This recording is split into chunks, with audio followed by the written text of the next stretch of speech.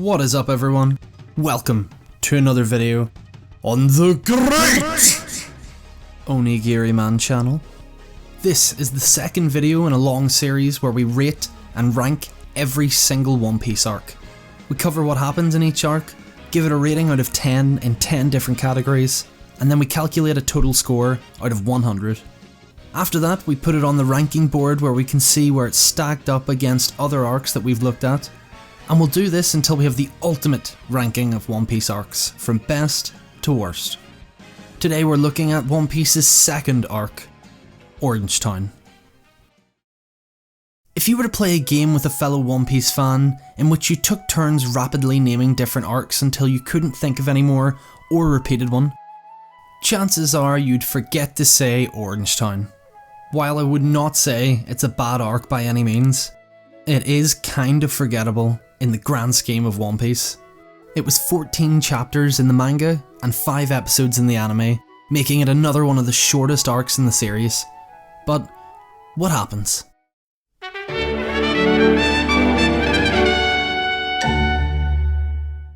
We last left off with Luffy and Zoro setting sail from Shell's Town as the newly formed Straw Hat Pirates.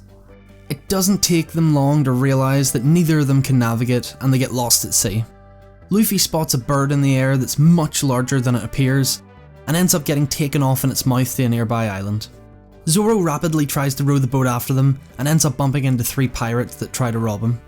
He beats the shit out of them, no sweat, and gets them to row him to the island instead. They explain that some ginger woman tricked them and stole their boat. Meanwhile, Luffy gets shot down onto the island and we meet said ginger woman who stole from the 3 that are now rowing Zoro to the island. She's being chased by more pirates when she spots Luffy and starts calling him boss out of nowhere. Luffy becomes their new target, beats them easy peasy, and the girl introduces herself as Nami, a thief who specialises in robbing pirates. However, when she finds out that Luffy's a pirate, she sets him up. He gets caught and put into a cage as a prisoner of the Buggy Pirates. We meet Captain Buggy for the first time, who's a reoccurring villain, if you can call him that. Nami pretends to join their crew to steal their treasure when the chance arises, but to prove her loyalty, Buggy orders her to kill Luffy by firing a cannonball at him while he's trapped in the cage. She can't bring herself to do it and is caught out, and just in the nick of time our favourite boy Zoro shows up and saves the day. He starts to fight Buggy and cuts him into pieces. Problem is, Buggy's actually a devil fruit eater, and he ate the Bara Bara no Mi fruit, which allows him to detach and attach body parts at will. So essentially, swords won't work against this guy. He catches Zoro off guard and stabs him. Zoro goes on to flip a lit cannon that fires straight at Buggy and his crew before the Straw Hats escape into Orange Town. While they're making their way through the town, they meet a little dog who's protecting a pet store. They wonder what's going on, and the mayor of the town comes up and explains that he's been guarding it ever since his owner died. Honestly, this was a surprisingly sad little backstory, and I really enjoyed it. Not long after that, Buggy's first mate comes in and destroys the pet store and tries to kill Luffy, but Luffy beats him pretty easily. The dog is devastated, and out of all that, Luffy's able to give him back one little box of dog food, and he sets it down beside him. The mayor's inspired by Luffy's actions and tries to take up arms and drive the Buggy Pirates out of Orange Town himself. He near gets choked out before Luffy comes in and saves him. Luffy knocks him out so he won't get in the way, and to cut a long story short, Luffy and Zoro wreck the Buggy Pirates. While this is all going down, Nami's busy stealing treasure from the Buggy Pirates. And the only real thing to take away from all these fights was Buggy explaining how he actually knew Shanks from when they were on a ship together as kids. He has a grudge against Shanks and blames him for why he swallowed his devil fruit, as well as losing a treasure map. Buggy's sent flying without half his body parts attached, and when it's all done and dusted, Nami gives Luffy a map of the Grand Line, as thanks for all they'd done. She also says for the meantime, she'll join Luffy and Zoro on their journey. The townspeople see the mayor knocked out and demand to know what's happening. Luffy's just like, yep, I knocked him out, lol.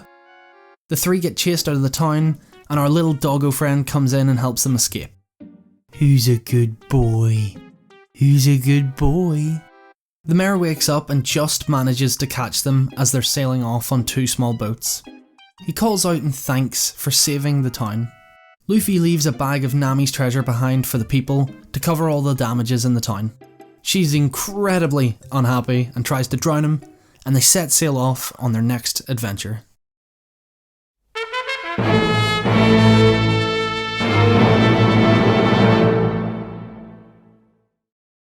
So this arc is a weird one because it's both really short and it doesn't have that much impact on the story and characters. We obviously get to properly meet Nami and Buggy for the first time, and the dog backstory was really sad actually, but there really isn't too much to this one. It's not bad, but at the same time, it isn't great either. With that, let's see how it scores.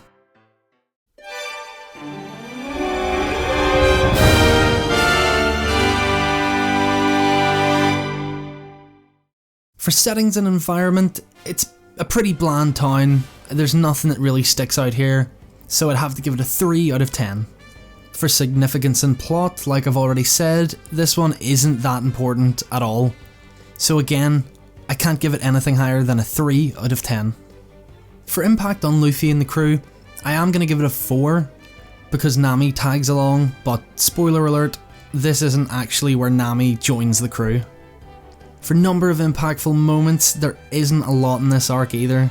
Luffy setting the box of dog food down beside the dog, Zoro picking up the cage, and properly getting introduced to Nami and Buggy are the ones that stand out to me. But again, in comparison to most other arcs, it's quite weak, so I'm gonna have to give it a 3 out of 10. For pacing, it's another incredibly short arc, 10 out of 10. For villains and last fights, I'm gonna give it a 5 out of 10, and I know that's generous, but it's purely down to the fact that we meet Buggy here, and Luffy belts him right in the bullocks. Action, nothing spectacular again, I'm gonna have to give it another 3 out of 10. Emotional depth gets a 5 out of 10 from me, purely down to that dog backstory. And for our final two categories, personal enjoyment and general opinion, personally, I do like this arc. It's definitely not bad, but it's also completely and utterly lackluster in comparison to most of the other arcs in One Piece. That being said, I would give it a 5 out of 10. The general opinion in this arc, I would say there's a lot of nostalgia around the earlier arcs, and while nothing big happens, I don't think there's anything inherently wrong with it. So after having a browse online, I think the general consensus is that again, this is a 5 out of 10. And if we total up all our scores, Orange Town gets a 46 out of 100. Thank you guys so much for watching. If you're interested in watching all the videos on every arc, there's a playlist on the channel. And if you enjoyed, please give the video a like, comment below your rating of Orange Town out of 100, and subscribe to the Great Onigiri Man channel for more epic One Piece videos. I'll see you guys on the next one, where we'll be looking at Syrup Village.